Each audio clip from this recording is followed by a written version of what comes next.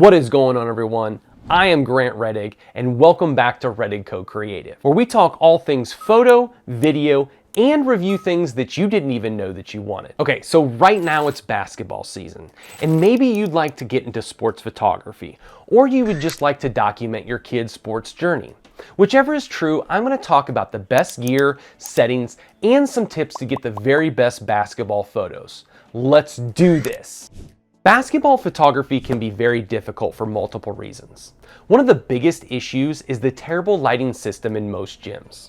Unless you can get access to a large university or professional arena, you're going to be dealing with some very dark and crazy lighting. Sometimes each shot will be different between the pulses, and other times it will change depending on your angle of view. This means high ISOs and very large apertures. The first thing that you'll need is a DSLR or mirrorless camera.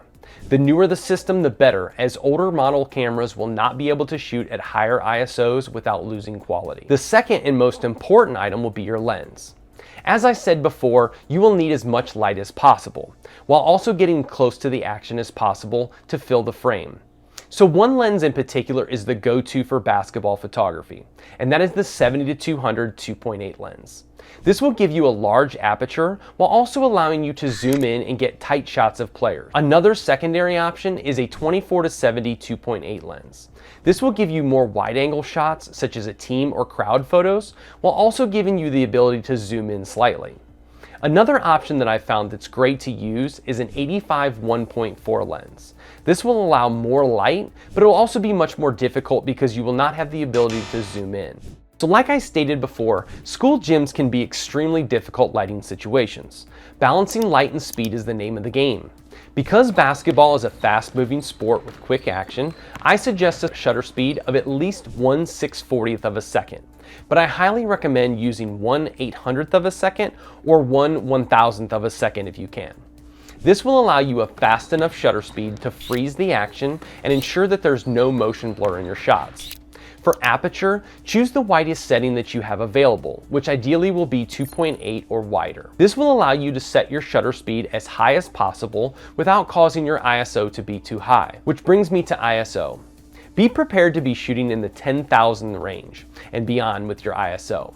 Due to the fast shutter speeds needed to stop motion blur, you will need extremely high ISOs even with a high open aperture. Depending on the age of your camera, this may cause unwanted artifacts and grain when using such high ISOs. Finally, you'll want to switch your camera into high speed capture mode. This will allow you to hold down the shutter and continuously fire as the play develops. Alright, so when I first started shooting sports, I would have never in a million years thought to shoot in anything but RAW. But shooting in JPEG for high school basketball or any sports can significantly help your photos as well as the workflow. Most sports photographers shoot in JPEG for one simple reason: speed. Most cameras can fire quicker and process faster while shooting in JPEG. It also creates a faster turnaround because the photos will require less editing. The other thing JPEG can do is process noise smoother. When shooting in RAW, it captures more noise that cannot be removed as well as the camera can do on its own. So make sure to have turned your noise reduction in camera to the highest setting or try different settings to see what works best. One of the often overlooked aspects of sports photography is understanding the game and to know what to anticipate.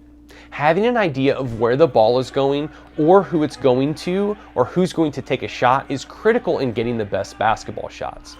If you're going to take pictures of particular players, make sure to know if they're right or left-handed, what position they play, and what number jersey they wear. Having an idea of how the team plays can be critical as well.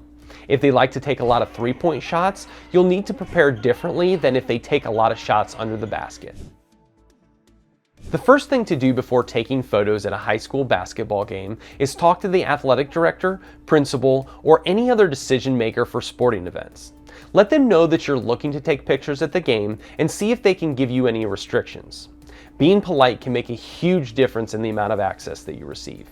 Offering to share the photos with them for their own marketing always helps get access. Some gyms, leagues, and referees will ask you to stay out from beneath the hoop and the free throw lines on each side.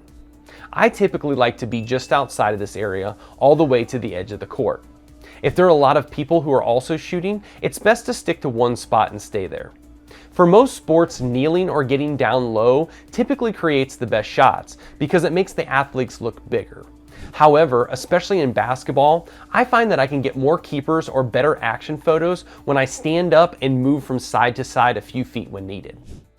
While the majority of the photos will be action photos of the players, don't disregard taking candid shots as well.